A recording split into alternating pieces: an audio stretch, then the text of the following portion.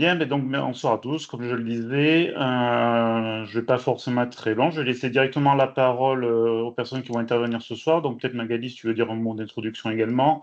Et je crois que c'est Michael Margerie, DTN adjoint en charge de la formation, Jean-Pierre Millon, directeur technique régional, Thomas et Marc également qui vont intervenir ce soir. L'objectif, c'est que ça reste quand même si on a quelques informations à vous faire passer, c'est que ça reste assez interactif. Donc, si vous avez des questions, n'hésitez pas à lever la main avec le petit bouton qui va bien, et puis on tâchera d'y répondre.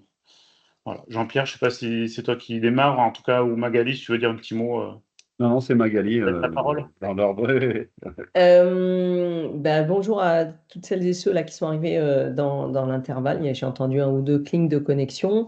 Je ne vais pas être longue non plus. De toute façon, je serai avec vous. Alors, ce n'est pas forcément les mêmes personnes qui seront ce week-end à Andrézieux, mais du coup, c'est pour ça que je vais le dire deux fois. Je vais déjà le dire aujourd'hui, parce qu'en fait, j'ai un message à faire passer principalement. Et puis, je reste à votre disposition pour des questions si vous en avez aussi, mais je serai ce week-end si vous pourrez y répondre également. Le message important, il est que vous n'êtes pas sans savoir qu'il y a des élections dans un petit peu plus d'un mois et que les clubs vont voter pour la première fois aussi, et que donc on a tous ensemble un gros travail pédagogique à faire pour les inciter à participer à cette élection. D'accord? Donc le message que j'ai à faire passer, chacun des présidents de comité, j'en ai quelques-uns que j'ai eu déjà par téléphone, reliez bien les informations, expliquez les raisons pour lesquelles c'est important de participer. C'est quand même une super avancée démocratique que les clubs puissent voter directement et enfin, participer en tout cas à l'élection fédérale et choisir la composition de l'équipe qui dirigera la fédération. On a d'autant plus de chances qu'il y a deux programmes, il y a deux candidats, donc deux programmes, donc deux visions. Donc, tu peux enlever le... Ah, voilà, merci. Attends, je vais lui enlever son micro à lui. Tac. Jouez bien ce rôle de courroie de transmission. Nous, on a déjà envoyé un premier mail au club. On va réenvoyer enfin, les clubs et vous, les comités, mais les comités, vous êtes plus assidus. On est déjà à plus de 50%. Ce matin, on était déjà à plus de 50% des comités qui s'étaient inscrits. Par contre, on était on avait 500 clubs ce matin seulement qui étaient inscrits pour participer à l'élection. Donc voilà, important, demander au club de mettre à jour leur extranet, de renseigner vraiment toutes les cases. Évidemment, il y a ce qui va concerner directement l'élection, mais d'une manière plus générale, c'est peut-être aussi le moment pour vérifier que tout est bien à jour, parce que l'élection va faire appel donc à un prestataire externe pour assurer la confidentialité, enfin, et que tout soit aux normes. Donc le prestataire, lui, il va s'appuyer sur les adresses mail qui sont renseignées sur les contrats club. Donc, si il ne sait pas les bonnes adresses, qui sont les adresses des présidents, le président ne recevra pas le lien de connexion pour pouvoir participer. Voilà, donc moi, c'était surtout ça que je voulais vous dire. Et j'espère que les clubs seront très nombreux à participer. Voilà. Pas plus. Après, je reste un petit peu avec vous. Je ne suis pas sûre de pouvoir rester. Je sais pas si. Je peux rester facilement jusqu'à 19 h. Après, je suis un petit peu contrainte. Mais si jamais vous avez des questions, je réponds avec plaisir, comme d'habitude. Voilà.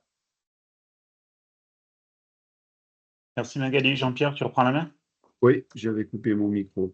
Dans l'ordre un petit peu des différentes interventions que... Merci Magali, hein, je ne sais plus si je l'ai dit ou si vous l'avez entendu ou pas, mais voilà, dans l'ordre des différentes interventions, on a un certain nombre d'intervenants. On va essayer d'être assez, comment dire, pas assez succinct, mais assez cadré, de façon à ce qu'on ne s'écarte pas trop et qu'on puisse laisser un petit peu de temps aux questions éventuellement. Michael, ce que j'aurais souhaité, c'est qu'éventuellement tu reprennes la main un petit peu sur le côté national, la vision de la DTN et les informations majeures à faire passer. J'enchaînerai ensuite, moi, un petit peu sur un certain nombre d'informations régionales, mais auparavant, je donnerai la main à Marc, puisque Marc voulait intervenir dans le cadre de l'organisation de la Corge sur la Ligura. Michael, si tu veux bien. Ouais. Merci Jean-Pierre, bonsoir à tous. Écoutez, pas beaucoup d'informations du national, hein. Là, le but de jeu sur ces scénarios, sur les visios cette année, c'était quand même de laisser la main en priorité aux ligues, parce qu'il y a quand même eu beaucoup de changements, ou d'élus, ou des fois aussi dans l'équipe d'encadrement. Donc voilà, c'était aussi pour faire un petit temps d'échange par rapport à ça. Moi, ce que je vous propose, sinon, ça sera peut-être plus en fonction des questions, plutôt de répondre à vos questions si vous en avez sur des thématiques un peu plus spécifiques, parce que je ne sais pas si vous voulez rentrer dans le détail des changements qui vont être proposés, notamment sur le système de qualification avec les équipes seniors. Voilà, sur le CQP, il y a eu quand même pas mal de changements. D'un CQP judo-jiu-jitsu qui passe en ce moment sur un CQP qui sera centralisé notamment sur la partie judo. Voilà, c'est surtout les grosses thématiques qu'on pouvait voir. Donc, moi, personnellement, je préférais répondre à des questions si jamais il y en a. S'il n'y en a pas, bah, tant mieux. Et puis, dans tous les cas, bah, un peu comme Magali, moi, je serai aussi présent samedi sur Andrézieux-Boutéon, puisque je vais être le local de l'étape, finalement. C'est moi qui habite le plus proche du dojo. Donc, Tu voilà, me ça en suis, profite. hein, tu me Ouais, je te suis. suis. J'aime bien à chaque fois. Ouais, ouais. Tu Ah me oui, surveilles. j'ai vu que tu y retournais, donc je me suis dit, je vais y retourner aussi. Donc voilà, c'est plus moi des questions qui viendraient des enseignants pour essayer d'y répondre au mieux si c'est possible. Voilà. D'accord. Ben, moi, ce que je vous propose, donc, c'est on va continuer. Marc, tu vas prendre le relais puisque tu dois t'absenter après, faire le point un petit peu sur l'organisation des grades et puis après on enchaînera. OK, Marc, c'est bon pour toi? Ouais, ok. Oui, je suis désolé, mais moi, à 6h30, j'ai des cours qui débutent, donc je ne peux pas rester trop longtemps. Oui, donc au niveau des grades, l'information essentielle, c'est les changements qu'il y a dans les passages de grade, notamment pour le premier dan, à savoir que bah, maintenant, il n'y a plus besoin des 1 an de ceinture marron, il suffit d'être ceinture marron pour pouvoir s'inscrire. Alors, pas de panique pour ceux qui ont commencé à regarder pour s'inscrire. Il y a toujours un blocage sur Extranet pour les 1 an de ceinture marron, mais ça devrait disparaître d'ici peu. Ensuite, dans les changements, il y a aussi le fait des 3 timbres de licence. Avant, il y avait besoin de 3 timbres de licence pour passer le premier dan. Maintenant, ce n'est plus le cas, c'est 2 timbres. Donc, on est comme sur la compétition, hein, ce qui égalise un peu et qui n'avait plus lieu d'être. Et le troisième gros changement dans l'ordre administratif, c'est que le kata n'est plus probatoire. Donc, vous saviez que le kata, on était obligé de l'avoir pour pouvoir faire les shiai. Maintenant, on peut commencer par les shiai, on peut commencer par les UV que l'on veut. Donc ça, c'est d'un point de vue administratif. D'un point de vue plus des contenus, dans le premier dan, ce qui change, enfin premier, deuxième dan et troisième dan, ce qui change, c'est le tirage au sort.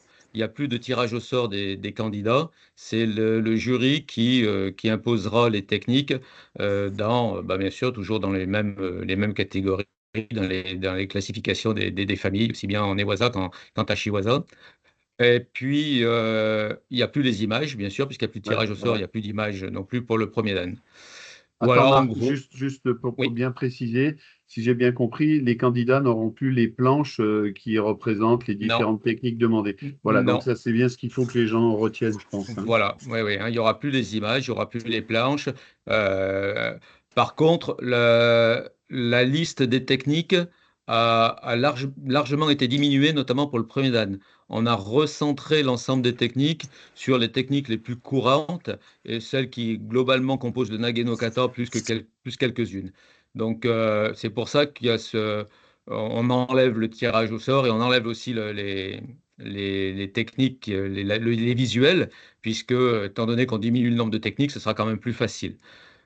Pour le deuxième dan, pareil, donc plus de tirage au sort, c'est le jury qui impose. Même chose pour le troisième dan. Euh, Par contre, pareil, le deuxième dan, les techniques, donc il y a eu un basculement de certaines techniques du premier dan dans le deuxième dan. Et par contre, les candidats ne seront interrogés que sur la partie du deuxième dan. Contrairement à ce que j'ai vu sur Facebook, des moments, il y a des gens qui expliquent les nouveaux changements, mais ils les expliquent mal. Hein. Le premier dan, on n'est interrogé que sur le premier dan, les techniques du premier dan. Le deuxième dan, on n'est interrogé que sur les techniques du deuxième dan. On n'est pas interrogé sur les techniques du premier et du deuxième. On part du principe que le premier dan, ça a été acquis, donc on fait autre chose. Et le troisième, on n'est interrogé que sur les techniques du troisième dan. D'accord? Donc voilà, c'est les changements, les gros changements qu'il y a eu pour le moment.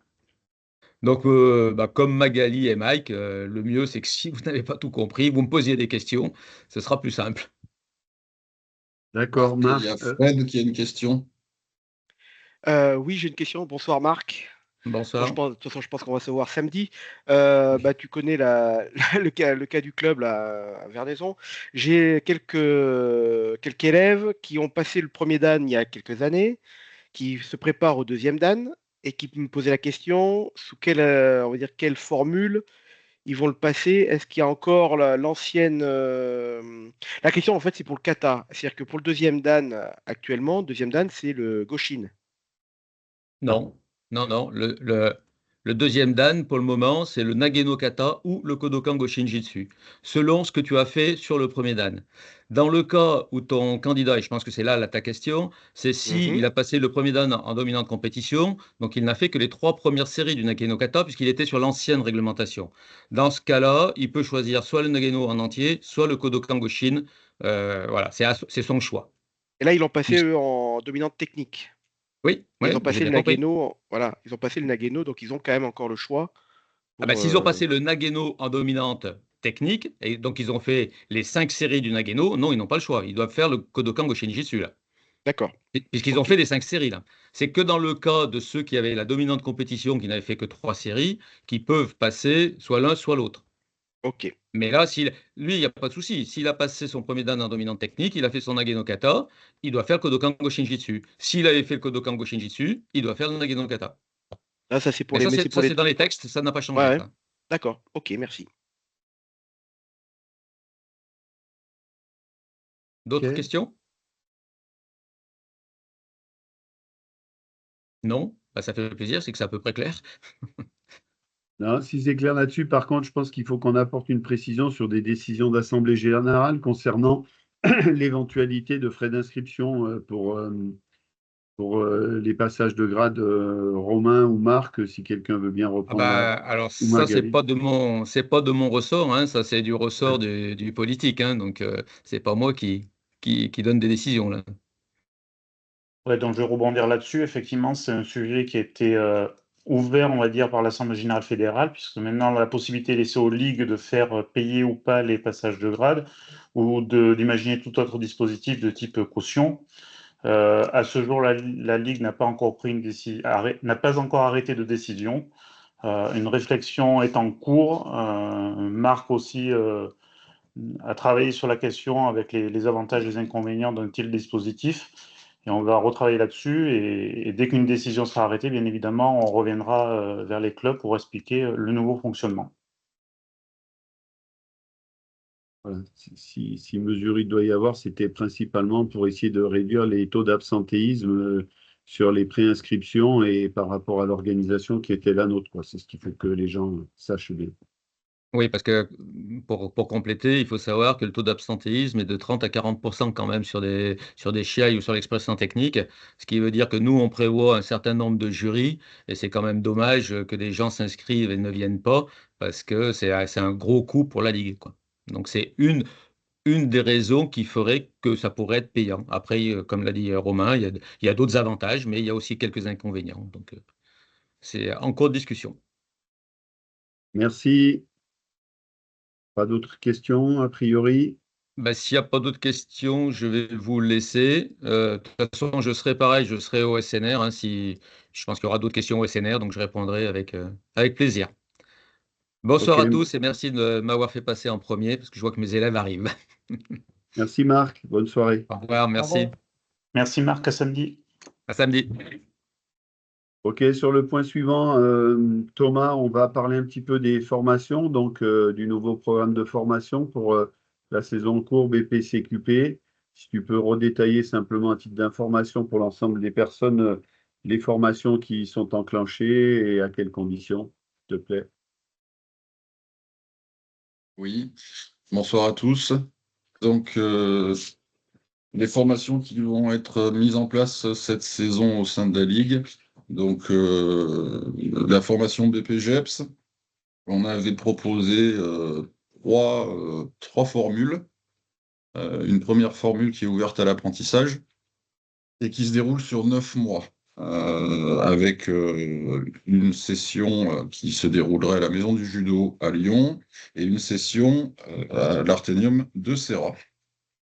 Les inscriptions sont en cours. On a fait pas mal de relances parce que ça tardait à arriver. Aujourd'hui, sur le BP, on a 7 inscriptions sur Serra. Et sur Lyon, on en a 6. Normalement, les sessions de formation BP, on est habilité pour ouvrir à partir de 8 candidats minimum. Par dérogation, on arrive à ouvrir à partir de 6. Donc là, je pense que pour cette saison, les deux formules Lyon et Serra vont pouvoir démarrer. On avait planifié le démarrage de la formation BP le 7 octobre. Donc ça approche à grands pas.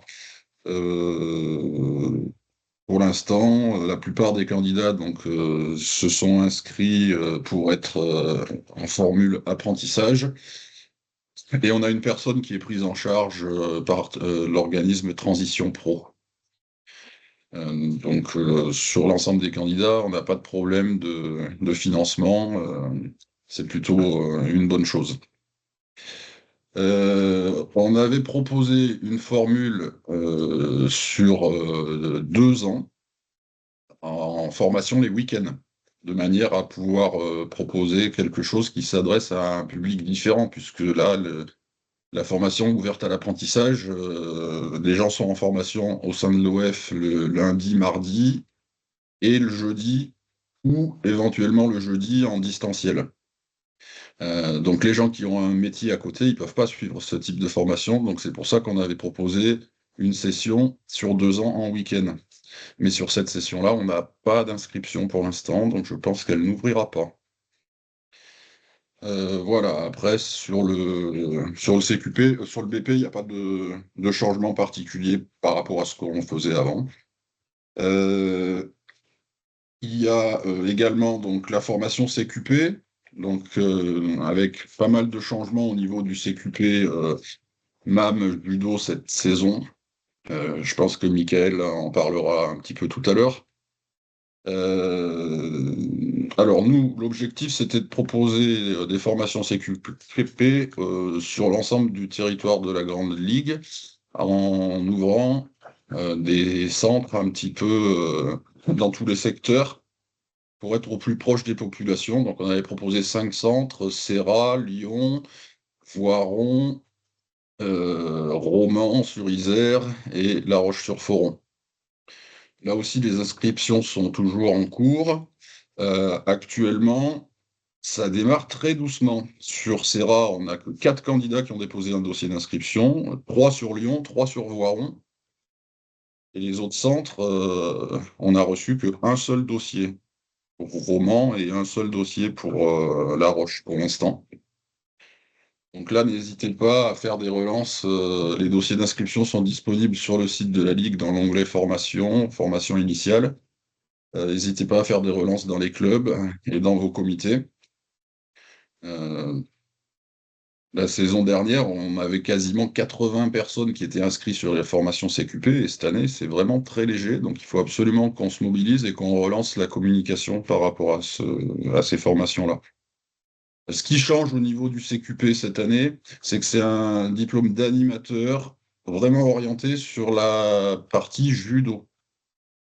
Les contenus de formation ont un petit peu bougé. Il y aura plus de jujitsu, il y aura beaucoup moins de kata, mais ça sera essentiellement orienté sur l'enseignement du kata et pas sur l'apprentissage des katas comme ça pouvait se faire avant.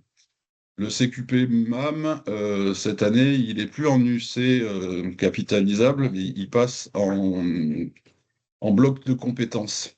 Donc il y a 3 blocs, et au sein de ces blocs, il y a 5 épreuves.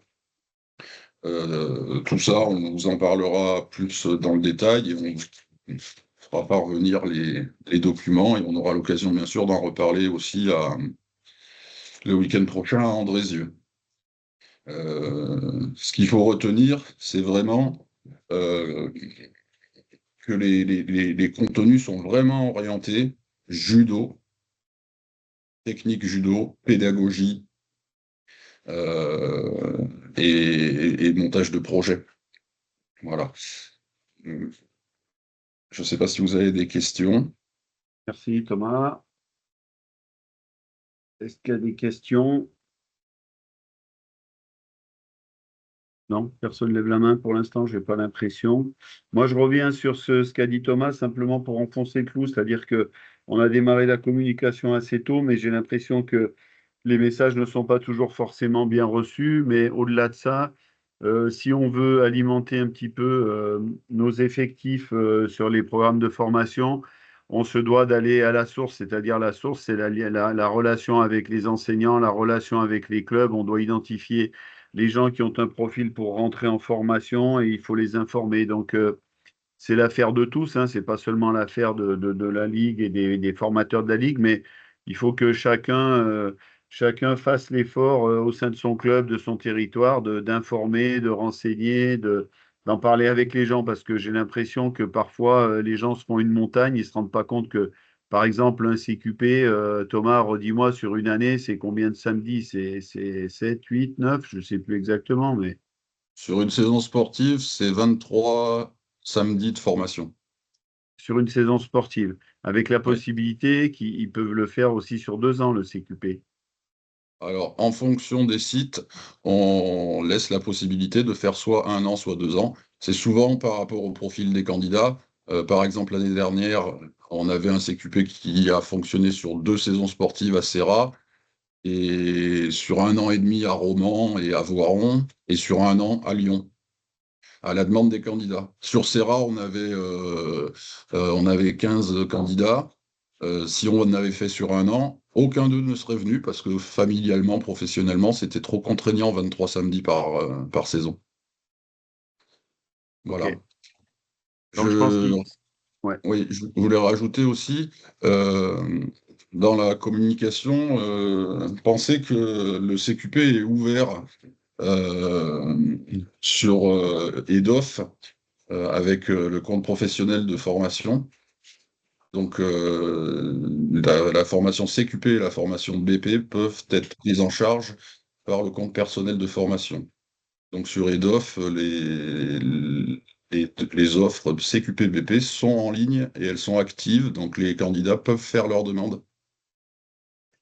Une fois qu'ils ont fait leur demande, moi, je les valide derrière. Et voilà. Et donc, le CQP, cette année, là, le coût, c'est 2 000 €. Et pour le BP, c'est 6 400 €. Alors Façon, Thomas, il y a des questions dans les commentaires et après il y a des demandes de prise de parole. Donc il y a d'abord Pierre Frisch qui demande pourquoi il n'y a plus de Jiu-Jitsu. Je peux dire à ceux qui ont plutôt ce profil, perso je n'en ai pas, ce ne sont que des judokas, mais on ne sait jamais.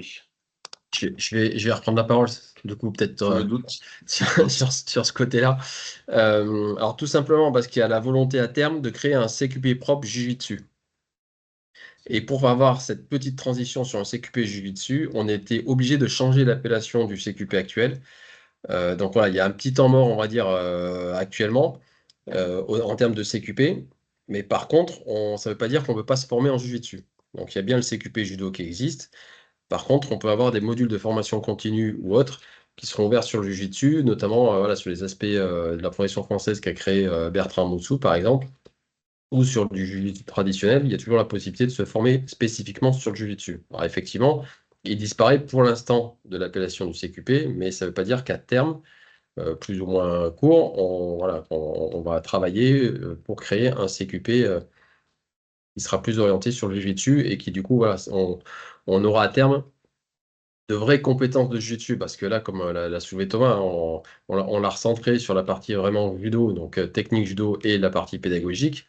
Mais en fait, on formait des gens sur du jiu-jitsu, mais ils étaient incapables d'être professeurs de jiu-jitsu sur du long terme. Voilà. Il y avait quelques compétences qui étaient abordées sur le jiu-jitsu, mais on n'allait pas assez en profondeur, hein. Après, avec un volume horaire à 150 heures, c'est impossible de sortir et des profs de judo et des profs de jiu-jitsu qui seront compétents. Voilà. Donc, on a fait ce choix qui, j'espère, va durer le moins longtemps possible. Voilà, mais on était obligé de sortir parce qu'on ne peut pas créer en même temps un CQP judo et un CQP jujitsu. On était obligé de passer par une phase de transition. Voilà. Merci Michael. Et du coup, il y avait alors, Chantal, tu as baissé la main, J'ai répondu à la question. sûrement. Ben voilà. Très bien, Voilà. tant mieux. D'une pierre deux coups, parfait. Du coup, on a Jean qui a demandé la parole, par contre. Oui, bonsoir à tous. Je voulais savoir, au niveau des CQP, est-ce qu'il y a toujours du recyclage tous les 2 ans ou je ne sais plus combien d'années? Ou est-ce que maintenant, on part sur un CQP qui est sans recyclage systématique, quoi? Alors, ça fait très longtemps qu'il n'y a plus de recyclage systématique sur le CQP. C'est le tout premier CQP qui s'appelait APAM, quand il a été créé, où il y avait un recyclage obligatoire qui n'a jamais été fait. Voilà, c'est sur les CAF, sur les diplômes fédéraux que ça existe, que ça existait, que ça existe encore, mais sur le CQP, par contre, ça fait très longtemps qu'il n'y a plus de recyclage obligatoire. Tout simplement parce que c'est soit on a la compétence, soit on l'a pas. Et si on l'a, eh ben on l'a à vie. Voilà. Ok, merci Michael. Mais ça reste un peu Ouais. dans la tête de certains qui voulaient passer le CQP. Donc c'est Ah bien oui. Non, après, par contre, les changements sur le CQP, c'est qu'il y en a il y a deux gros changements. C'est que là, il faut absolument avoir 18 ans à l'entrée en formation, ce qui n'était pas le cas avant. Voilà, c'est un changement de réglementation plus global qui nous dépasse un peu. Mais du coup, voilà, c'est une des conditions qui change, c'est celle-là qui va pas en notre faveur. Par contre, la deuxième, c'est que la certification, maintenant, c'est comme à l'entrée, on a le droit d'être premier dan. Il D'accord. n'y a plus l'obligation de deuxième dan pour passer la certification du CQP. C'est aussi pour ça que c'est une raison de plus pour recentrer justement vraiment sur des aspects techniques et techniques judo et pédagogie. Ok, merci pour moi. De rien. Ok, on clôture le chapitre sur les formations. Simplement, moi, j'en profite, je fais un rappel pour dire que les inscriptions sont encore possibles, que les dispositifs que l'on en aura, mais comme ailleurs d'ailleurs, sont assez souples, qu'on peut quand même assez individualiser. Quand on le parlait tout à l'heure, 9 mois, 18 mois, 2 ans, on a quand même des possibilités. Il ne faut pas que ce soit un frein pour quelqu'un qui aimerait se former et qu'il n'ait pas d'appréhension ou par méconnaissance, qu'il ne s'inscrive pas parce qu'il pense que c'est pas possible. Voilà, merci de le faire savoir. Pas hésiter à le répéter à tout le monde. OK? Sur les formations, Thomas, je ne le vois plus. Thomas, on reste là-dessus sur les formations? Ouais. Oui, on a fait le tour. Après, s'il y a d'autres questions, on y répondra sans problème, avec plaisir. Et puis, je serai à Andrézieux le week-end prochain également. Pour approfondir si besoin. OK, pas de remarques, pas de questions, on peut continuer. Moi, je voulais intervenir là sur la suite pour parler un petit peu des nouvelles modalités, notamment sur les parcours de sélection pour les championnats et notamment le grand changement qui va s'opérer sur la saison à venir se situe au niveau des équipes, puisqu'on va basculer d'un championnat de première division masculin, championnat première et deuxième division masculin ou féminin, à un championnat national, donc dit amateur, qui verra l'engagement d'équipes mixtes. Et ce sur quoi je voulais intervenir, c'est que dès cette année, donc enfin, en 2025, on aura organisé un championnat qui est déjà programmé au calendrier et qui, dès cette occasion, s'organisera en équipe mixte. Voilà. Donc, les catégories sont les catégories comme aux Jeux Olympiques, mais je pense qu'il est important que les clubs en soient informés de façon à pouvoir s'organiser, tout en sachant que sont reconduits la possibilité de 2 renforts en double appartenance et toujours aussi la possibilité d'accueillir dans son équipe 2 renforts de nationalité étrangère. Voilà, sachant que la qualification, donc, à l'issue du championnat aura, permettra à 3 équipes de rejoindre la phase nationale du championnat de France par équipe mixte. Ça, c'était le changement important. Je ne m'étendrai pas plus sur les nouvelles adaptations, notamment sur l'arbitrage et les perspectives de l'arbitrage. Bon, Émeric, je ne pense pas qu'il soit dans les personnes connectées. Je ne sais pas, Thomas, non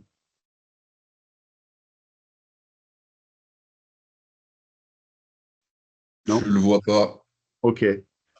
Sur l'arbitrage, simplement, donc il va y avoir quand même des évolutions. Donc, il y aura durant le premier trimestre au niveau de la Fédération internationale, il y a une réflexion qui a déjà été engagée sur l'évolution des règles, mais il y a un certain nombre d'évolutions dans l'organisation et les conditions d'arbitrage au niveau national qui démarreront dès cette rentrée au niveau de la Fédération française. Alors, si on peut prendre un petit temps, je vais simplement essayer de partager sur Alors, hop, je vais simplement vous montrer le document. Il faut que j'aille sur partage d'écran, si ma mémoire est bonne. Alors, Michael, tu peux m'aider là sur le partage. Partager, voilà, je ne trouvais plus le bouton. Partager.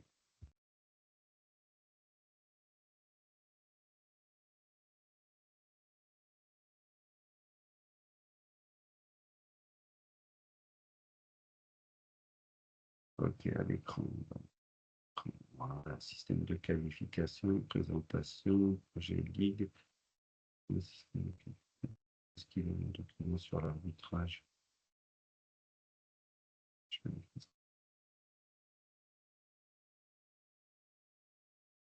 Alors, je n'arrive pas à aller chercher mon document.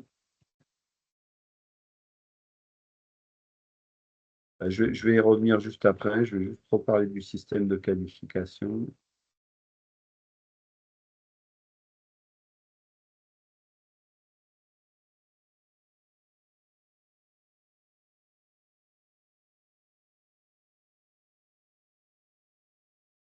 C'est bon, Jean-Pierre, on le voit ton document. Et moi, je ne le vois pas par. Ah, si, voilà, système de qualification. OK. Bon, je vais revenir simplement assez rapidement sur ce que j'avais dit. Il n'y a pas de changement sur les premières divisions individuelles, si ce n'est qu'il y a quand même des adaptations. Il est bon de rappeler quand même que, notamment quand des judokas para-judos participent à la phase nationale, de bien rappeler que systématiquement, c'est un démarrage en saisie installé qui doit s'imposer sur les débuts de combat. D'accord? Autrement, sur les qualifications, il n'y a pas de changement majeur sur les seniors au niveau du première division. Je voudrais juste aller vers les équipes.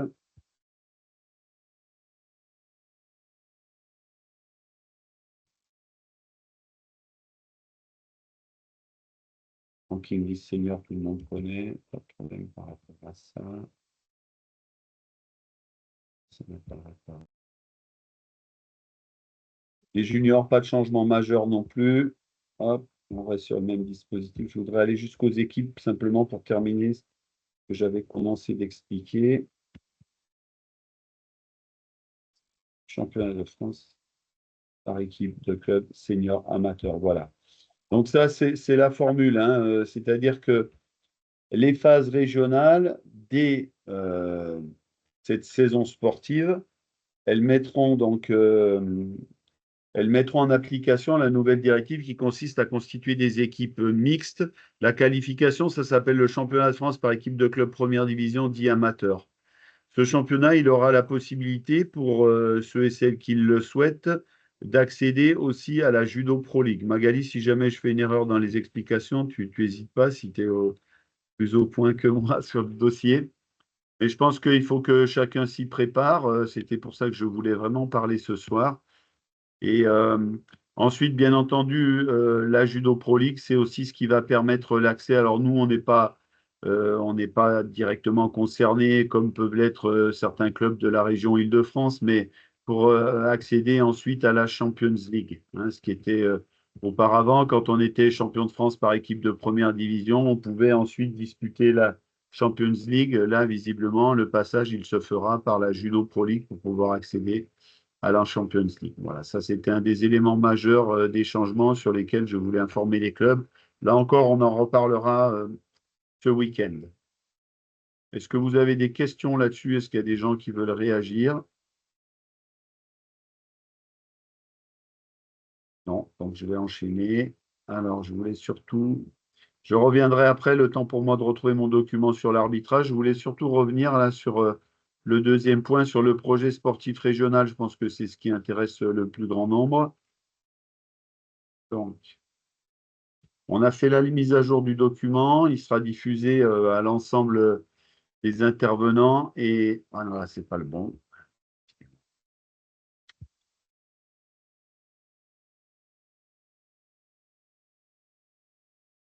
Le sportif, donc c'est pas celui-ci.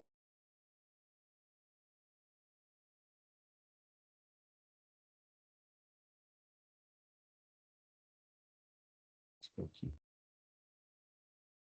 à l'écran. Excusez-moi, je suis désolé, je suis vraiment pas. Ça, c'est un ancien projet sportif, c'est pas le dernier qui a été réalisé.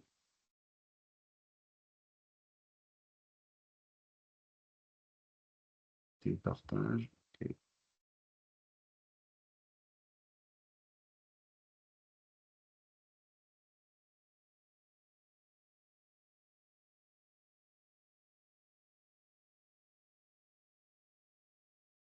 Thomas, comment ça se fait? Je vois pas mes dossiers là quand je suis sur le partage ou Chantal, quelqu'un qui est bien au point là. Est-ce que quelqu'un peut m'aider? Il faut que tu ouvres ton document C'est ce que j'ai fait, ouais, je l'ai ouvert. et après tu vas le chercher dans l'onglet de partage. Oui, mais ce qui apparaît sur les onglets de partage, c'est des choses qui datent de 2022 ou de. Je comprends pas pourquoi j'ai pas plus de. Ferme-les, les documents qui datent de 2022. Tu gardes ouvert que la dernière mouture. Alors attends, je le vois, il est là. Ok, c'est peut-être bon. Alors si je clique dessus cette fois. Est-ce qu'il apparaît pour vous là Ah, ou c'est pas? bon, C'est bon. c'est bon. Ok.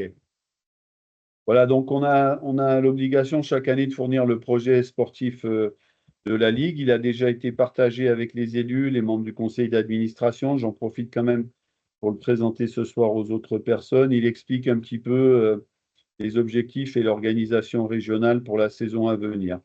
Il a le mérite aussi de repréciser l'ensemble des quotas et des bonus pour la région Aura et puis aussi simplement que depuis le département à l'interdépartement, du département à la région, tout est spécifié dedans avec les différents niveaux de qualification et les quotas par département. Chez les Benjamins, pas de changement particulier, ça s'arrête à l'échelon régional, tout est bien précisé. On repart sur le système avec nos 3 secteurs, avec à la charge de chacun des secteurs l'organisation des sélections en vue des championnats Aura. Les dates sont placées, le critérium régional aura lieu le 25 mai 2025. D'accord, j'enchaîne rapidement. Voilà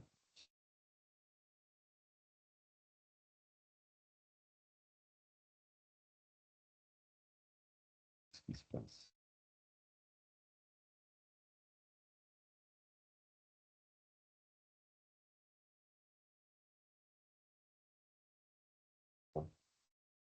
Voilà, donc on a reprécisé aussi tous les systèmes de compétition, l'organisation en fonction du nombre d'engagés au départ. On a reprécisé que de 3 à 5 combattants, c'était une seule poule. Pour 2 combattants, l'intérêt de faire 2 combats minimum pour les jeunes présents, donc en forme d'aller-retour avec, si besoin, un combat supplémentaire pour les départager en cas d'égalité. OK, chez les minimes, toujours pareil, dans l'organisation, on a à la fois le circuit régional, mais on a aussi les coupes départementales et le championnat aura minime. Donc là, il n'y a pas de modification particulière pour les sélections pour les minimes. Il y a un tour départemental suivi d'un tour interdépartemental et ensuite une phase régionale. Les quotas, donc, comme je vous l'ai dit, étaient précisés dans le document d'avant. On a simplement précisé dans le règlement un petit peu la définition de tête de série, puisqu'on nous le demande très souvent. Donc, les têtes de série, principalement, sont les 4 premiers du circuit régional en cours et mettre en valeur aussi les vainqueurs des championnats interdépartementaux. Voilà, ce qui veut dire que si on a dans les têtes de série les 4 premiers du circuit minime et qu'on y trouve aussi le champion interdépartemental, on ira rechercher jusqu'au 5e pour définir les têtes de série. Chez les cadets, donc la filière excellence et puis ensuite les filières animation, toujours la même chose. La grande différence, c'est que cette année, le championnat deuxième division et le championnat espoir n'aura pas lieu ici à Serra, mais sauf erreur de ma part à Verquin. Voilà.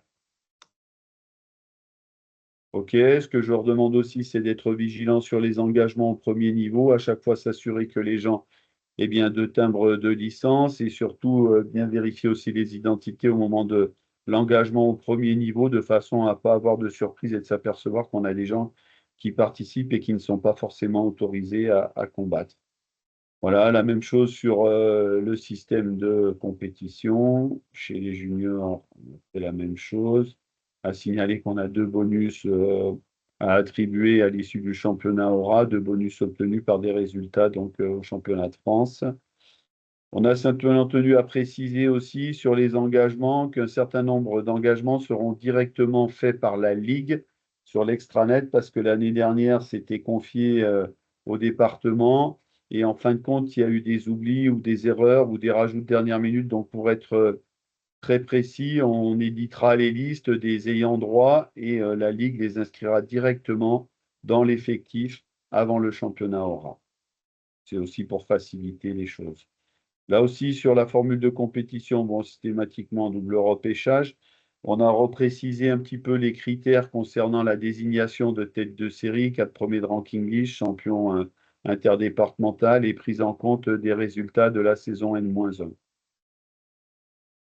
Voilà, sur les seniors, 3 types de championnats. Pour l'instant, la formule n'a pas été revue ou changée. Certains m'ont dit pourquoi est-ce que, comme dans d'autres régions, on ne fait pas un championnat spécifique 3e division. Je pense que ça fera l'objet d'une discussion cette année pour éventuellement modifier ça pour la saison prochaine.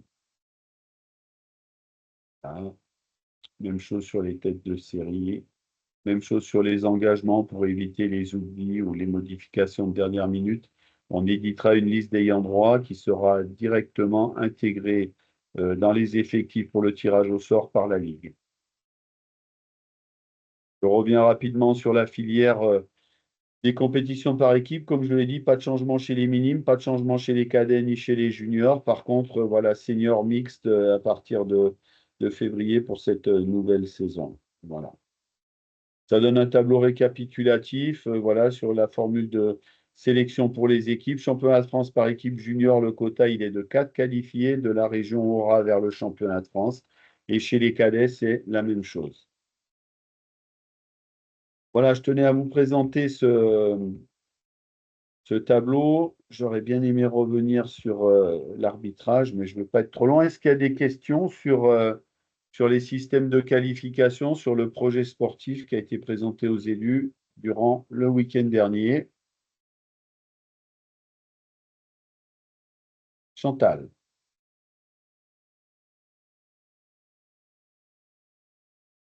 T'as ton micro, Chantal. Enfin, t'as pas ton micro. Les premières dives par équipe, si celui qui est sur le podium refuse d'aller en Pro League, et c'est le deuxième qui est appelé ou pas du tout? Là, j'avoue que ce soir, là, à l'heure qu'il est, je n'ai pas la réponse, Chantal, pour te dire tout ça. La Pro League, ça nécessite un engagement financier. Je ne sais pas si tous les clubs sont amenés à le supporter. Donc, je crois qu'un club peut se désister s'il ne souhaite pas s'engager dans la Pro League. Peut-être que Magali, tu as des infos là-dessus. Oui, j'ai des infos. Rien n'est calé. Ah, d'accord. Non, mais on a. Merci. Non, mais pour de vrai. En fait, on va. Ce qui se passe, c'est qu'on était obligé d'inscrire ça sur le calendrier maintenant pour organiser justement toute la phase qualificative. Par contre, on est sur une qualification qui va arriver dans un certain. On a plusieurs mois, si tu veux. Donc là, ce qu'on a l'intention de faire, indépendamment des élections, parce que je pense que même, alors les choses pourront changer parce que peut-être que la Judo Pro League s'arrêtera si on n'est pas réélu, il y a aussi cette option-là. Mais en admettant que ça continue, il est prévu que sur les assises, on va faire des assises cette année qui seront qui auront un accent vraiment sportif. Je vais vous ficher la paix avec tout ce qui est les statuts, c'est bon, on arrête avec les statuts. Donc on va mettre beaucoup de... Ouais, avec plaisir, pour moi aussi. Hein. Mais on va mettre beaucoup de sujets qui seront sur du sportif. Et notamment, il y a toutes ces questions autour des mixed teams. À partir de quel âge on commence les mixed teams? Est-ce qu'il faut le faire dès les minimes? Est-ce que, etc. Et ensuite, il y a aussi cette question-là du système de qualification. Comment vous, le territoire, vous voyez ce système-là? Parce qu'il y a la question effectivement des fees à l'entrée. On voit mal comment imposer à un club qui serait qualifié de rentrer dans un système où il va devoir payer 20 000 euros s'il ne les a pas. Il y a beaucoup de clubs qui ne sont pas structurés pour ça, qui n'ont pas cette volonté-là. Donc, si jamais la réponse elle est non, c'est voilà, tout ça, ça va être soumis à discussion et on va rien imposer, on va construire ça avec les clubs et avec le territoire. Ouais, parce que peut-être que effectivement, nous, Laura, elle est pas concernée par la qualification aussi sur les Europes, mais il y a le coût et effectivement les qualifications pour les Europes si jamais le club avait fait comme auparavant, quoi. Bien sûr, Premier bien sûr. auparavant. Donc là, c'est vrai qu'on a besoin d'avoir ces réponses parce que déjà au niveau des coûts, c'est sûr que c'est une question qui sera posée, hein. D'accord. Voilà. Écoute, on a un peu de temps devant nous, puis on va attendre un petit peu l'évolution de la réflexion au niveau national, et dès qu'on le saura, on le dira aux équipes. Ce que là, on peut leur dire quand même, c'est qu'ils n'hésitent pas à s'engager s'ils ont la possibilité de faire une équipe mixte. C'est pas pour autant que s'ils vont au bout et qu'ils sont classés au niveau national, ils auront l'obligation ensuite de s'engager en Exactement. premier. Ouais. Juste Bon, pour rebondir peut-être, Jean-Pierre, excuse-moi.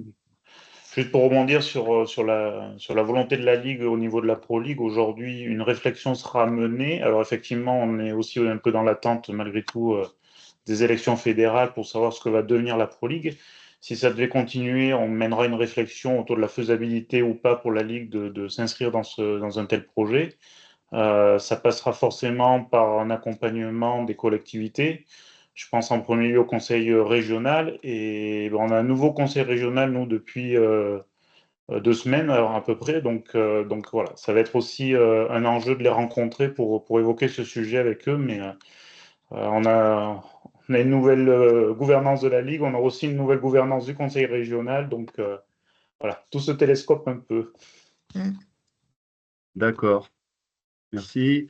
Rassurez-moi, est-ce que vous voyez le document sur l'arbitrage cette fois-ci, sur le partage d'écran? Ouais.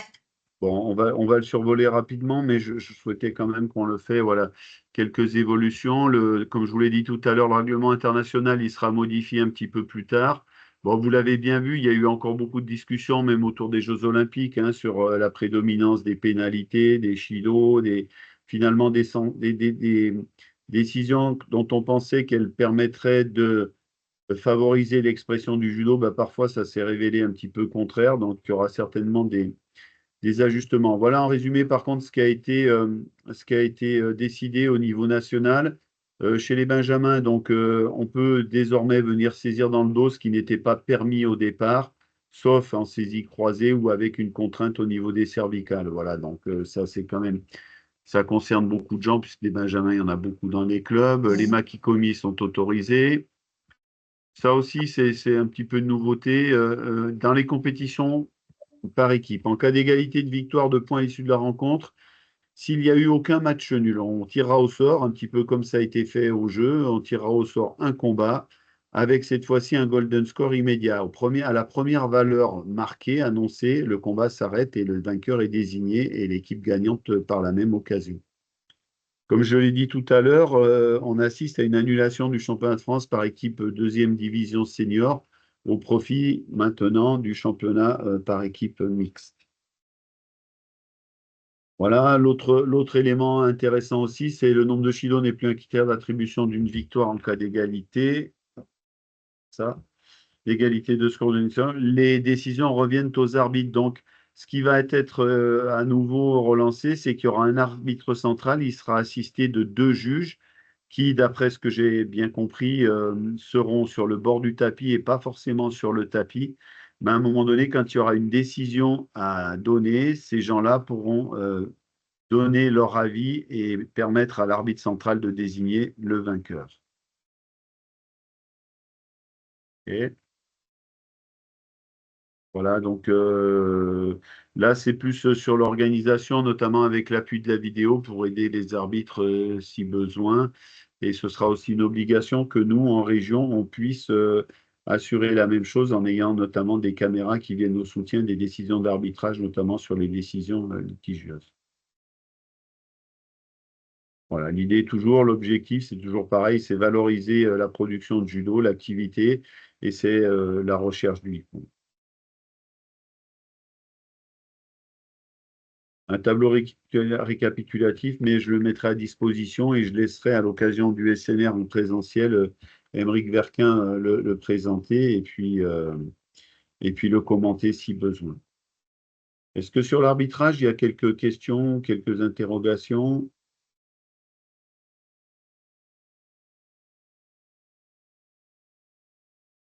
Ok. Je voulais venir aussi sur ce qui est important chez nous et qui a nécessité aussi quelques discussions, mais c'était aussi sur toute l'organisation avec bon, le calendrier prévisionnel, mais aussi et surtout le règlement des minimes. Alors, est-ce que je vais pouvoir aller le chercher dans les documents? Et après, je ferai un dernier point sur le calendrier et moi, j'aurai terminé pour ce qui est de mes interventions pour ce soir. Alors, je vais refaire la manie, je vais l'ouvrir. Il est ouvert. Ok. Chercher.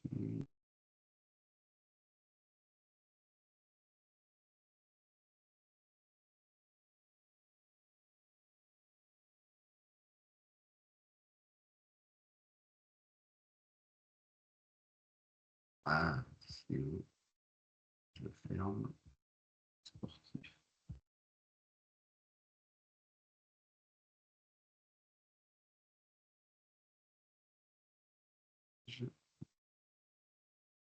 Juste, c'est pour préciser sur l'organisation des circuits régionaux minimes.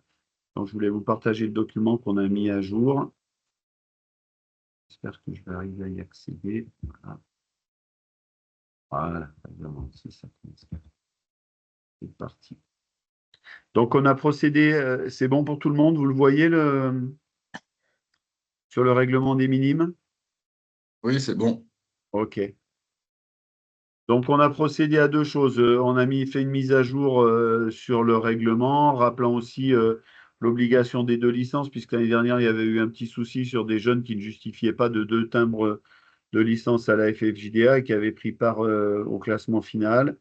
Il n'y a pas de modification particulière, si ce n'est quelques ajustements, mais plus sur la terminologie. Simplement, le règlement est le même et ce qu'on a fait, c'est qu'on a mis aussi tout le déroulé des compétitions et la clôture. Voilà, apparaissent toutes les étapes du circuit régional minime pour la nouvelle saison. Ça a été validé, ça a été complété.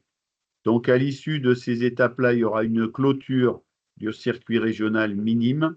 Il y aura le championnat EURA et à partir de là, il y aura la qualification et les sélectionnés, la désignation des sélectionnés pour la phase nationale de la Coupe individuelle de France minime. Voilà, je voulais juste revenir là-dessus parce que c'est souvent des questions qui nous sont posées. Là encore, on a essayé de bien préciser tout le règlement pour qu'il n'y ait pas d'oubli ou d'erreur à un moment donné sur le déroulé de ce circuit régional notamment. Voilà, bon, moi, c'était les points. J'ai un dernier point, si je peux prendre le temps, juste sur le calendrier. Je vous rappelle que le calendrier a été mis en ligne, ça fait pratiquement 3 à 4 semaines. Il est sur Google Agenda.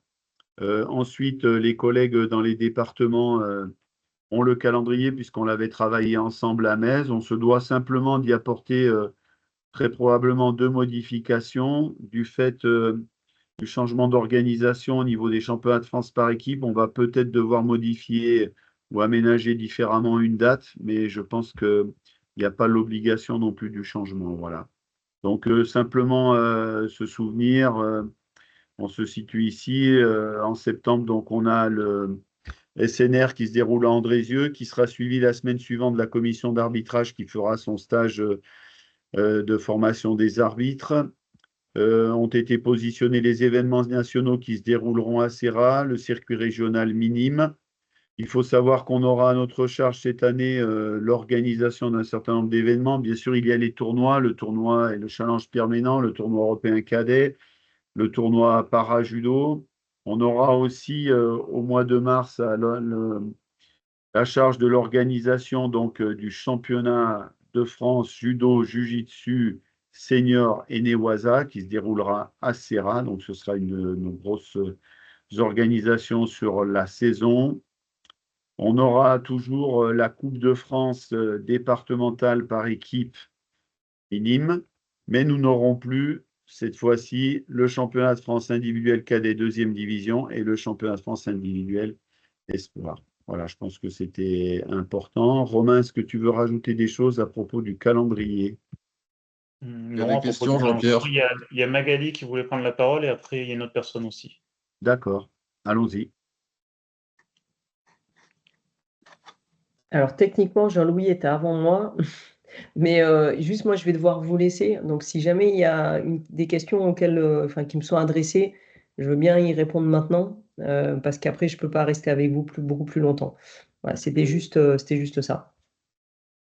OK. Il y a des mains levées, je vois, mais je ne vois pas qui est-ce qui a levé la main, là. Je vois juste le... Bah, c'est moi, c'est le Jean-Louis. OK. Ben, Jean-Louis, à toi. Alors moi, j'avais juste une confirmation à avoir. Donc sur l'inscription des combattants sur l'extranet, jusqu'à présent, donc le logiciel, c'était une licence, mais il devait passer à 2 licences. Donc ça n'a pas été modifié. Il faut bien faire attention quand on inscrit un combattant qu'il ait bien les deux licences. Oui, c'est ça. C'est ce que je vous demande pour éviter Ouais. qu'il y ait des petites erreurs comme faites. Alors, logiquement, le nouvel extranet devait contrôler ça et ne pas permettre une inscription si la personne ne justifiait que d'une année de licence. Là-dessus, Donc ça n'a Magali, pas été modifié encore, c'est toujours dans les tuyaux. logiquement, c'est en application sur le nouvel extranet, mais j'ai pas essayé, donc je ne sais pas, Magali, si tu as eu des infos là-dessus, mais OK, je vais le noter, puis on va redemander. Mais logiquement, le nouvel extranet ne permettait pas l'engagement d'une personne sur des compétitions si elle n'était pas titulaire de 2 timbres de licence. Oui, OK? c'est ce qui avait été dit, oui. Je note. Et puis, est-ce que Jean-Louis, tu es là sur le SNR? Alors, c'est pas sûr, justement. Je vais peut-être avoir un contretemps. Parce que D'accord. le samedi matin, il y a des cours et puis il n'y a personne pour faire les inscriptions. Donc, OK. je n'ai pas trouvé de remplaçant pour me faire les. Si tu veux bien me renvoyer un mail comme ça, moi, je pose la question et puis après, je te répondrai en direct. D'accord. OK? Et éventuellement, j'ai une deuxième question. Oui, c'est le moment. Donc, au sujet des badges coach. Oui. Donc, normalement, là, il devait y avoir sur les timbres de licence de cette année, tous ceux qui avaient participé donc, à la formation. Oui. Et donc, ça n'apparaît pas sur les timbres de licence. À Tu qui veux il faut dire s'adresser pour avoir la liste des professeurs, enfin tous ceux qui ont passé qu'on fait la visio. alors, tu veux dire la formation sur les violences ou la Oui, formation la formation sur les violences, oui. Ouais. Je peux Ouais. reprendre un peu la main là-dessus. Il n'a jamais été dit que ça serait sur le timbre de licence, hein. C'est que ça va être automatisé, ça sera inscrit sur l'extranet, donc après ça sera un export de fichier qui permettra aux organisateurs des compétitions de vérifier si les gens ont bien suivi la formation. Mais ça n'a jamais été dit que ça serait sur la licence. C'est sur l'extranet que ça apparaîtra. Et donc, le problème, c'est que je vais refaire les badges coach là, pour cette Olympiade. Et donc, on avait prévu justement de faire voir que le coach, il avait bien fait la formation. Ah, OK. Donc, comment je peux avoir donc ceux qui ont Ça sera un fichier qui sera envoyé aux ligues et aux comités départementaux si besoin. Voilà. Ça va être envoyé au comité. Ouais. D'accord. OK, là c'est tout bon alors. Jean-Louis, tu es sur le comité de l'Ain, hein, c'est ça? Non, du Rhône. Ah, du Rhône, d'accord, pardon. OK, parce que je sais qu'ils faisaient un système de badge comme ça dans l'Ain et je me demandais si c'était pour ça. Non, non. OK. Et là, comme c'est moi qui m'en occupe, donc je voulais commencer à le mettre à jour. Mais bon, on va attendre la liste alors. Mickaël, par contre, c'est au comité de faire la demande ou est-ce que c'est la Fédé qui l'envoie? Non, on l'enverra. Vous l'enverrez? OK. On l'enverra, mais le problème, c'est qu'actuellement, il y a beaucoup de gens qui sont en formation. On a beaucoup de gens qui sont inscrits sur la formation, mais des gens qui sont allés au bout de la formation. Alors, il y en a, je ne dis pas qu'il n'y en a pas, hein, mais en gros, c'est de plus de 2000 inscrits et il y en a encore à peu près, je ne sais pas, entre, allez, on va dire 600 et 800 qui sont encore en cours de formation. Donc, logiquement, ça veut dire que tous ces gens-là ne devraient pas être en capacité de pouvoir coacher sur les prochaines compétitions. Voilà, c'est ça. Donc, si on peut quand même avoir, même le début, si elle n'est pas complète, au fur et à mesure, l'envoyer peut-être régulièrement la liste, quoi. Jean-Louis, je pense que pour le coup, pour essayer d'être efficace, je pense que on peut faire une première extraction maintenant. Et puis Oui, la c'est ça. deuxième, voilà, tu vois, il ne faut pas faire au compte-gouttes parce que ça va être ingérable pour les équipes. Ouais. Par contre, on peut imaginer d'avoir une deuxième mise à jour. Alors, la bonne date, je ne la connais pas. Est-ce que c'est le 1er décembre? Est-ce que c'est avant? J'en sais rien. Mais tous les mois, ça va être compliqué en fait. D'accord. Voilà. Après, ça, il faut voir au niveau national, Mika, pour voir effectivement quand est-ce que vous pouvez faire un reminder, enfin en tout cas une C'est mise à ça, jour sur le truc. Mm. Ok, je vais vous laisser, sauf si la prochaine question était pour moi, mais vraiment là, faut que je vous Non, laisse. non, C'est pas pour moi? Magali, je te laisse. Y a Ok, pas de... On ça reste sur marche. le sujet des Bah, violences, à ce mais week-end. Ah, voilà, non, on en reparlera ce week-end si tu veux, mais il n'y a pas de souci. C'était pour rebondir sur ce qui se disait sur les badges de coach.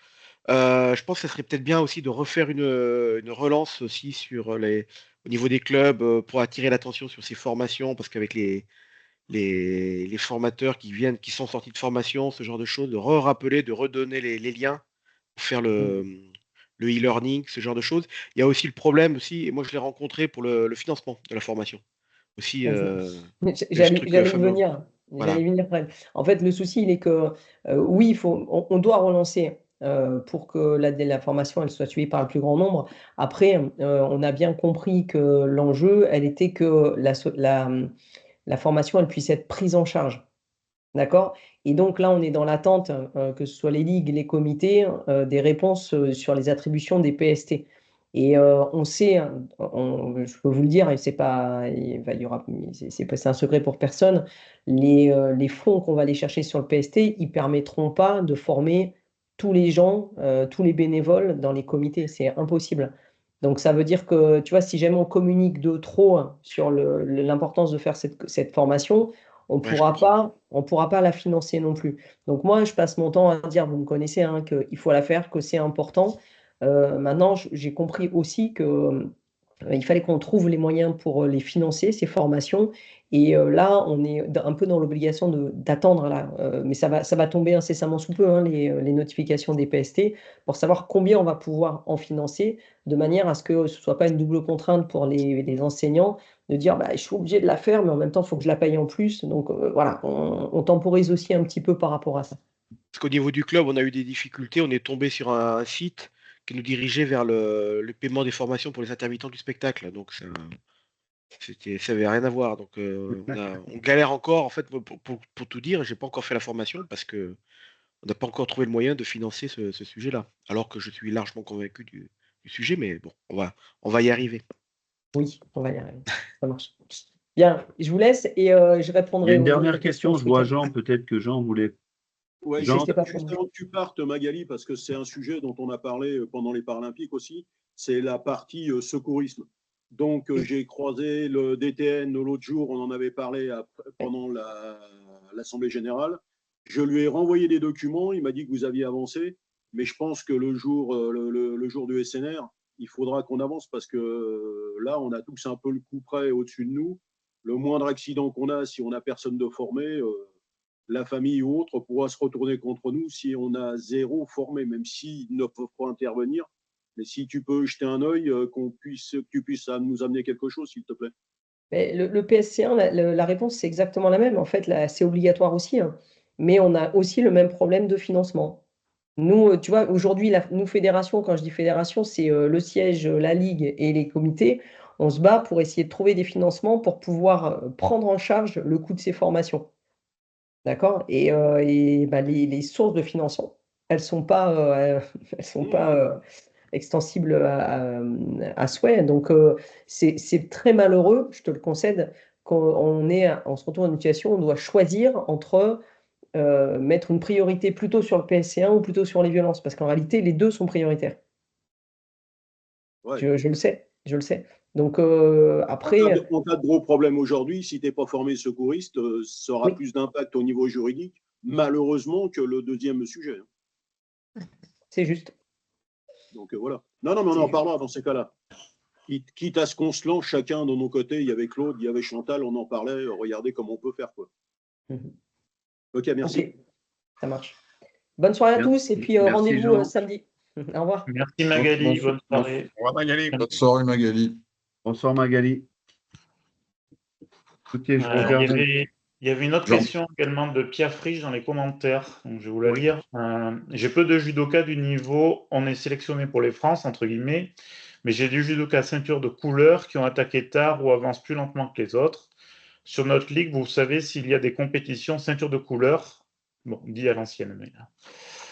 Jean-Pierre, je te laisse peut-être commencer à répondre et puis je rebondirai quand même. Alors, sur notre ligue concernant les ceintures de couleur, non, j'ai pas au calendrier d'action particulière.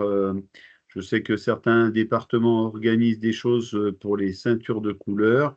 Nous, ce que l'on a fait, c'est que j'ai demandé à Pierre Néral, qui est conseiller technique sur l'Ain, de répertorier toutes les animations et tournois hors tournois labellisés, des tournois qui ont plus une connotation d'interclub, de façon à ce qu'on puisse proposer et diffuser à l'ensemble des clubs tout ce qui se fait sur la région pour un niveau, je dirais, qui relève plus du volet de l'animation que de la filière compétitive. Voilà pour l'instant tout ce que je peux répondre, Romain.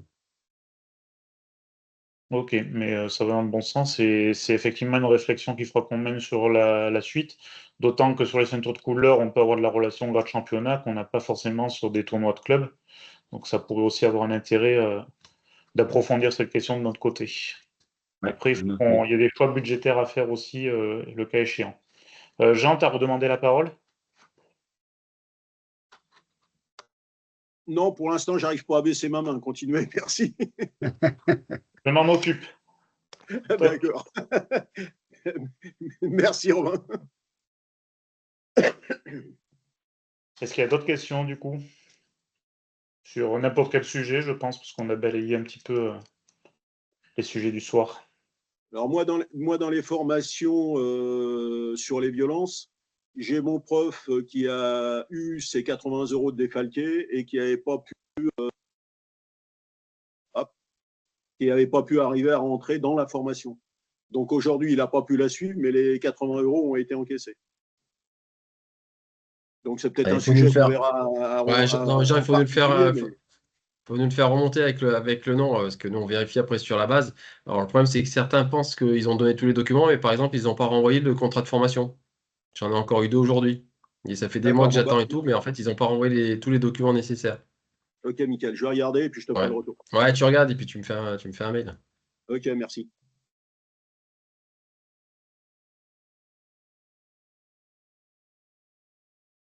Ok. Jean-Pierre, Oui. il y a Émeric Verquin qui a rejoint la réunion. Ah, ok. Le médecin conseil de mon Bonsoir à tous, désolé pour le retard. Ouais, Émeric, bonsoir. Écoute, Émeric, tu m'entends là? Oui, je t'entends. Bon, j'ai fait une petite présentation de l'évolution de l'arbitrage. Je me suis appuyé sur le diaporama qu'avait diffusé Christian Dio. Ouais. Comme je ne t'avais pas vu, si tu veux refaire un petit point dessus rapidement, n'hésite pas. J'ai reprécisé les points. Maintenant, si tu veux repréciser des choses sur l'esprit un peu de l'arbitrage, je te laisse la parole. En fait, ce qui est ressorti de tout ce temps, c'est vraiment que le règlement des jeunes était vraiment trop compliqué à appliquer, que les jeunes étaient vraiment trop enfermés, qu'ils ne pouvaient plus faire judo correctement. Donc ce qu'on a décidé, c'est de leur redonner un peu plus de liberté que ce qu'ils avaient actuellement. Donc, sur les saisies pour les benjamins, on n'a plus besoin d'avoir le pouce à l'intérieur, etc. Voilà, ce qu'on veut, c'est qu'ils ne soient pas en dévissage de tête, donc qu'ils ne soient pas vraiment saisis très fort, très haut. Ça, on n'en veut pas. Mais à partir du moment où ils sont saisis, qu'on a une technique qui est effectuée correctement, il n'y aura plus de soucis, on pourra la valider. Sur les minimes, on s'est rendu compte qu'en fait, toutes les techniques, il y avait beaucoup d'arbitres qui avaient du mal à déterminer est-ce que c'était du sutemi ou est-ce qu'il était tombé avec? Et en fait, quand on y a réfléchi, on s'est dit, mais elle est où la dangerosité de tomber avec ou de faire un sutemi? Parce qu'en vérité, on n'a aucun minime qui apprend à faire des sutemi, à faire soto wakikomi, à retrouver très fort dessus. On n'en voit pas. Donc aujourd'hui, on a décidé de mettre les sutemi et les makikomi autorisés pour les benjamins aussi. Non, pas les makikomi, que les sutemi. Non, l'inverse. Pardon. Oui. Que les makikomi, pas les sutemi. Désolé, je suis du boulot en même temps, donc j'ai tout en tête. Ok. Ok. C'est ce qu'avait précisé le diaporama, là. Voilà, exactement. Et ensuite, sur tout ce qui est le règlement national, les pénalités ne feront plus gagner. Donc, ce qui se passait avant, c'était que quand il y avait égalité de Wazari et de Kinza, celui qui avait pris une pénalité perdait forcément. Aujourd'hui, ça ne sera plus le cas. Aujourd'hui, on va vraiment regarder l'égalité au niveau des Wazari, s'il y a égalité au niveau des Kinza. Ensuite, on va regarder l'activité. Quand on parle d'activité, c'est celui qui a eu envie le plus de faire tomber. C'est pas forcément celui qui en a fait le plus, c'est celui qui en a fait le mieux. Donc celui qui est pas loin de marquer un Kinza. Et ensuite, si vraiment sur l'activité, les deux enfants ou même les adultes ont été similaires, là, on regardera celui qui a pris un Shido ou qui n'en a pas pris. Mais le but, c'est vraiment de sortir ces pénalités et que les pénalités puissent plus faire gagner. Et d'arrêter de jouer sur le règlement pour... Aujourd'hui, on a un règlement effigie, on l'a tous vu un peu là, à l'international. On a un règlement où c'est plus facile de faire tomber les Shido que de faire tomber son adversaire. Et aujourd'hui, en France, on essaye de remettre pour que le judo soit prioritaire par rapport aux pénalités. Donc voilà, et ensuite, pour le règlement international, on attend, il y a eu des demandes qui ont été faites par la France, etc., etc. On attend de voir. En règle générale, ça sort aux alentours de janvier, donc on refera une information à ce moment-là, mais pour l'instant, rien à dire sur le règlement international. Après, sur le règlement national, il y avait des choses que j'oublie, Jean-Pierre, là, tu as peut-être le document sous les yeux. Non, sur ces points-là, c'est bon, Aymeric, tu confirmes quand même qu'on revient à un système de 3 arbitres avec un arbitre central et 2 juges assesseurs qui seront probablement assis au bord du tapis, c'est ça? Alors, aujourd'hui, sur toutes les compétitions première division, cadet, junior, senior, première division, on sera sur un arbitre central avec les 2 arbitres qui sont à la vidéo, comme ce qui se passe à l'international. En fait, on est obligé sur ces compétitions-là de se référer à ce qui se fait à l'international et ce qui se fait en France. Et aujourd'hui, il faut que sur ces compétitions-là, on se mette sur ce système-là. Pour toutes les autres compétitions, donc tout ce qui sera règlement national et tout ce qui sera 2e division, 3e division, là, on se remettra à 3 sur le tapis avec un arbitre central, 2 juges de coin et pas de vidéo. D'accord. Et là, il y aura donc, à l'issue du combat, s'il y a une égalité, il y a un temps déterminé pour le golden score. Alors, aujourd'hui, non, pour le règlement international, il n'y aura pas de temps limité. D'accord. Aujourd'hui, c'est une demande qui a été faite. Les Français ont fait la demande et les Japonais ont aussi fait la demande pour qu'il y ait un temps maximum de golden score. Mais aujourd'hui, sur le règlement international, on n'a pas de retour. En tout cas, moi, je n'ai pas eu de retour. Ok, alors chez nous, par contre, dans les phases, comme tu disais, de 2e division cadet, prenons l'exemple, égalité à la fin du combat, qu'est-ce qui se passe? Est-ce qu'il y a une décision qui est donnée immédiatement ou est-ce qu'il y a une prolongation du combat en forme de golden score? Alors, je vérifie de suite, mais de tête, pour moi, c'est décision immédiate. D'accord. Bougez pas, je prends le document. Bon, de toute façon, tu t'inquiètes pas, tu réviseras tes gammes pour. Oui, bien sûr, bien sûr. Pour ce Mais là, week-end, Mélo nous l'a envoyé il n'y a pas longtemps. Hop. Parce que moi, j'ai cru comprendre qu'il y avait golden score avec arrêt immédiat là. Bon, ouais.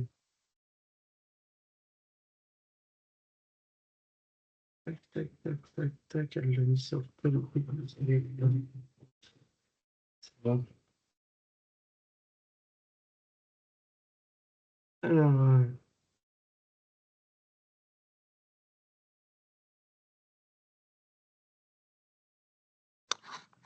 Sinon, en attendant ouais, donc la réponse, il y a Jean qui a une question. Oui, Jean. Bonjour. Quand tu disais qu'il était plus facile de marquer des pénalités que de gagner un combat, on a toujours les 3 Shido égale un combat gagné. Oui, pour l'instant, ça reste. La demande qui a été faite par la France et par d'autres pays, c'était que ça remonte à 4 Shido et que les Shido donnent des valeurs. C'est-à-dire que le premier Shido donnera, ils aimeraient qu'il y ait une 3e valeur, donc donnera l'équivalent d'un Yuko ou d'un Koka, suivant comment ça évolue. Le deuxième Shido, non, le premier serait gratuit, le deuxième serait un Yuko, le 3e un Wazari et le 4e un Ippon.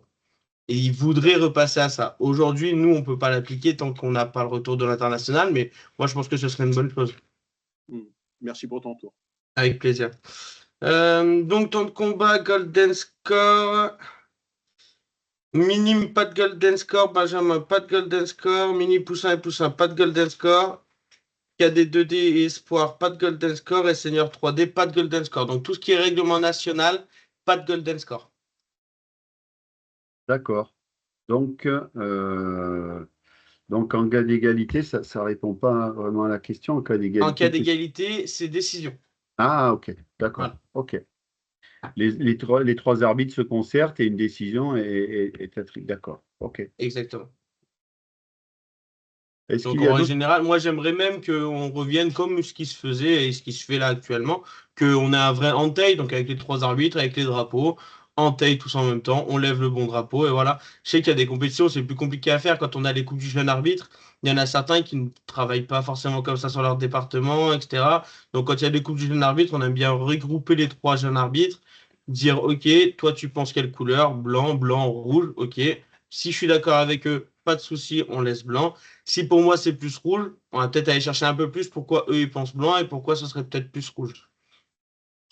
Mais voilà, ça, sinon sur les arbitres officiels, on va essayer de remettre le entail classique avec les drapeaux. Ou sans drapeau, suivant ce qu'on a à disposition. Ok. Sur l'arbitrage, est-ce qu'il y a d'autres questions à ce moment-là pour Oui, Émeric? juste une précision. En tableau, décision obligatoire, c'est logique, mais en poule, c'est décision obligatoire aussi ou on reste à égalité? Et ben écoute, c'est pas précisé. Moi, j'irais comme ça, pour moi que les poules, c'est égalité. Pour moi, les poules, c'est égalité. Ok, merci. Très bien. Pas d'autres questions? On a balayé donc ce qui touche à la formation, on a balayé ce qui touche au calendrier, ce qui touche l'organisation des grades, on a parlé de l'arbitrage. Moi, à part quelques petites infos à diffuser, pour moi, c'est bon. Romain, on a fait le tour à peu près des questions. Et puis, s'il y a quelques questions diverses et variées, on les posera. Moi, je donnerai en vrac quelques petites infos. Voilà, c'est tout, hein, si ça convient. Oui, on a balayé les sujets pour ce soir. On y reviendra de toute façon de manière un petit peu plus approfondie au cours du SNR. Après, j'ai envie de dire, s'il y a des gens qui ont d'autres questions maintenant, allez-y. Si elles vous reviennent plus tard, vous pouvez nous les poser à tout moment de toute manière, par mail. Donc voilà. Si vous avez des questions, n'hésitez pas.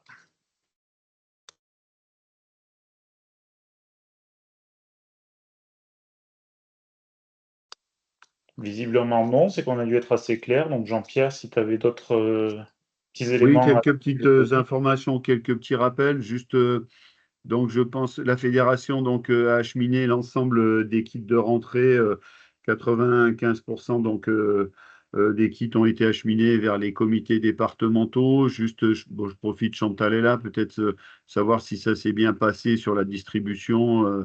J'ai eu le retour de Claude Robert l'autre fois. Chantal, si tu veux, sur les kits, est-ce que tu as quelque chose à dire ou à rajouter par rapport à ça? Non, sur nous, on les a tous reçus au comité. Et puis, on a fait une distribution sur le Nord. Le délégué des clubs a fait une distribution sur le Nord. Et nous, et Florian a fait une distribution sur le Sud, au Ok. comité. Voilà, et il y a un club, je crois, qui a oublié de récupérer dans le Nord. Sinon, tout le monde a distribué, tout le monde les a pris en temps et en heure.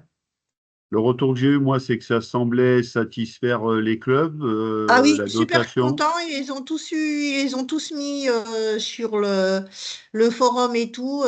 Les clubs, en tous les cas, moi, les retours que j'ai eus, ils étaient contents. Bon, très bien. Quelqu'un veut Euh, rajouter quelque chose? Une information qui me vient, mais je ne sais pas, Jean-Pierre, si avait prévu de le dire. On a récupéré les plaques Label Club. Elles seront distribuées au cours du SNR, justement. Donc, on mettra d'abord les clubs présents en valeur et puis on donnera les labels, les plaques aux comités départementaux pour qu'après ils les remettent de manière officielle à leur club. Très bien. Je continue sur les petites infos. Bien relancer le dispositif Passeport, qui a connu quand même un fort succès. Et simplement, pas hésiter à relancer, à communiquer autour de ça pour que les gens qui peuvent en être bénéficiaires puissent l'obtenir, ne pas hésiter à les aider, à leur redonner un petit peu les modalités, le passage par le compte asso. Ça, c'est important. Sur les infos que je voulais vous donner aussi, il est resté pas mal de cahiers Kodomo suite aux activités, vous savez, des judo été. Donc, si toutefois des comités ou des personnes n'en avaient pas eu suffisamment, il en reste un certain nombre à la Ligue. Ils seront conservés en tout cas et ils seront transmis chaque fois que ce sera nécessaire.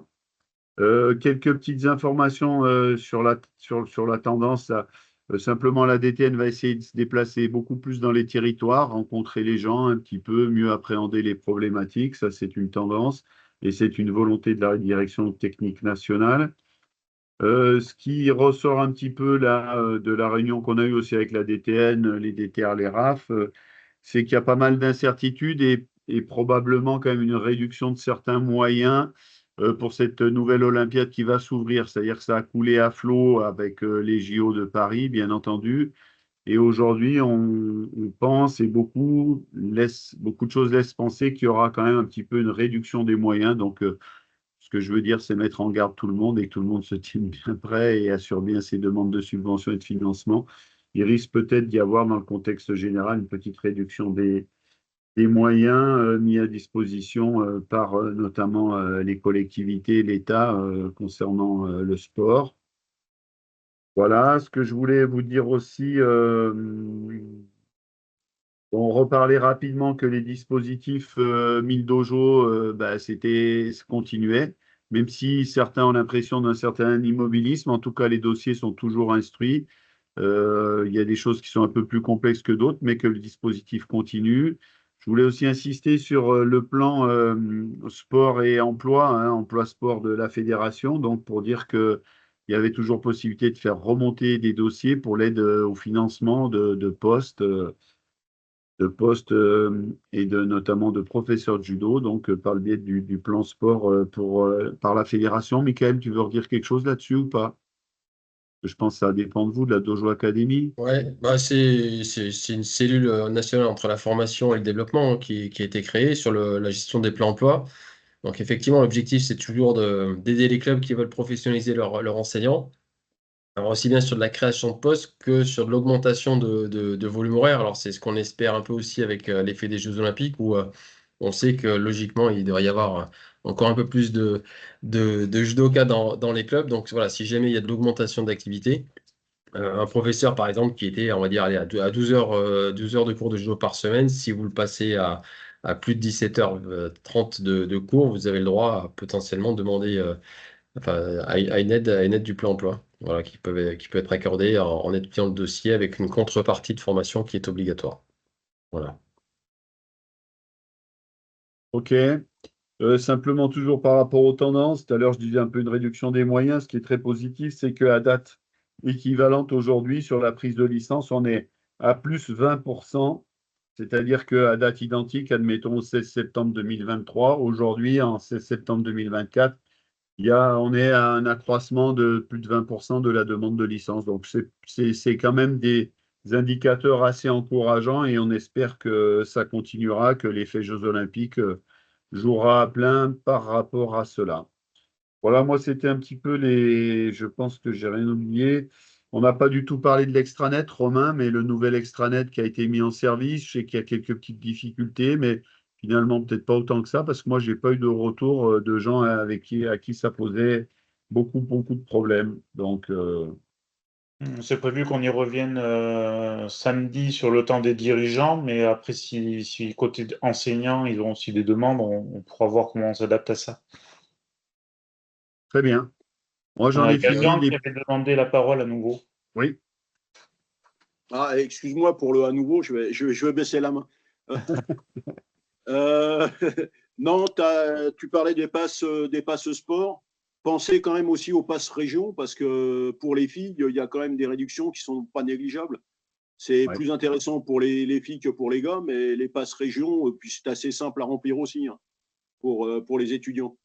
D'accord, d'accord. Oui, bah que tous les dispositifs qui existent, hein, en fonction parfois des villes, des métropoles, des collectivités, il y a même des dispositifs relais. j'ai le sentiment qu'aujourd'hui, il n'y a jamais eu autant de moyens de pouvoir contribuer au financement de sa prise de licence et de son inscription dans un club.